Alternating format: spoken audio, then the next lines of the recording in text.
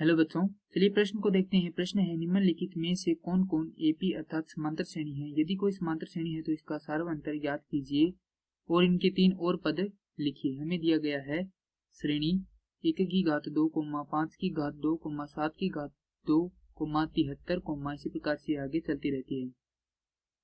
प्रश्न को हल करने से पहले इस प्रश्न की मुख्य अवधारणा पर विचार करते हैं। तो प्रश्न के लिए मुख्य अवधारणा हो जाएगी कि यह समांतर श्रेणी क्या होती है।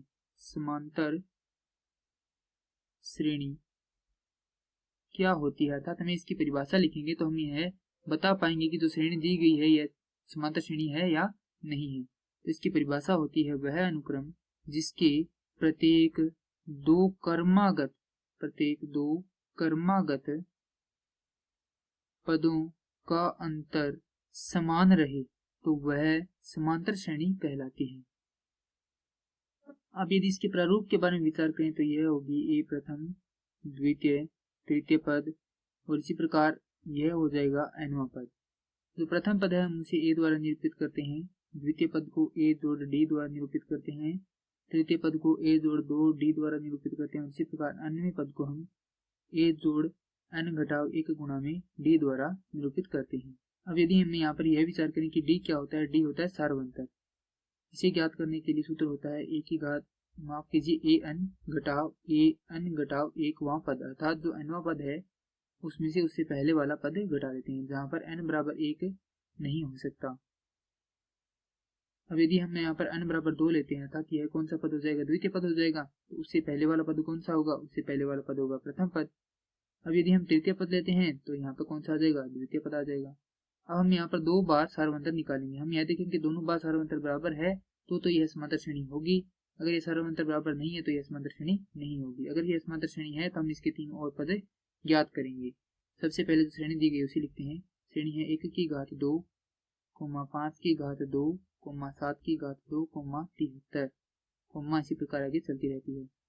तो 1 की घात 2 होती है 1, 5 की घात 2 होती है 25, 7 की घात 2 होता है 49, 73, इस प्रकार से श्रेणी चल रही है। तो यहाँ पर प्रथम पद a बराबर क्या हो जाएगा, प्रथम पद a बराबर हो जाएगा 1। अब हम यहाँ पर सार्वंतर ज्ञात करेंगे। सार्वंतर के लिए देखिए द्वितीय पद का मान है 25 घटाओ प्रथम पद का मान है 1, हल करेंगे तो यह हो जाएगा 24। तृतीय पद का मान है 49 घटाओ द्वितीय पद का मान है 25, घटाएंगे तो यह हो जाएगा 24। ये दोनों बराबर है अतः सार्वंतर इसका क्या है, समान है। तो यह एक समांतर श्रेणी है जिसका सार्वंतर 24 है। अब हमें ज्ञात करने तीन और पद। तो हमें यहाँ पर श्रेणी में 4 पद दिए गए हैं तो हम 5वां, 6वां और 7वां ये तीन पद ज्ञात कर लेते हैं। इनके लिए सूत्र होता है ए एन बराबर ए जोड़ n घटाव 1 गुणा में डी। यदि हम यहाँ पर n बराबर 5 ले रहे हैं तो जो ए 5 है वह हो जाएगा a जोड़ 5 घटाव 1 गुणा में डी। हल करेंगे तो यह हो जाएगा a जोड़ 4d अर्थात यहाँ पर कौन सा अंक आ रहा है, इससे 1 कम आ रहा है। तो यहाँ पे क्या लिख देंगे a जोड़ 4d। तो यहाँ पे 6 है तो यहाँ पे क्या आएगा a जोड़ 5d। यहाँ पर 7 है तो इसका मतलब यहाँ पे क्या आएगा a जोड़ 6d। अब यहाँ पर हमारे पास a व d के मान है, हम यहाँ पे इसे रख कर हल कर देंगे। तो a का मान है 1 जोड़ 4 गुणा में d का मान है 24, हल करेंगे तो यह हो जाएगा 97। यहाँ पे a का मान है 1 जोड़ 5 गुणा में 24, तो यह हो जाएगा 121। उसके बाद यहाँ पर a का मान है 1 जोड़ 6 गुणा में 24, हल करेंगे तो यह हो जाएगा 145। अतः इस श्रेणी के अन्य तीन पद हो जाएंगे 97, 121, 145। यही हमारे प्रश्न के लिए क्या होंगे, उत्तर होंगे। मैं आशा करता हूँ कि यह प्रश्न आपको समझ में आया होगा। धन्यवाद।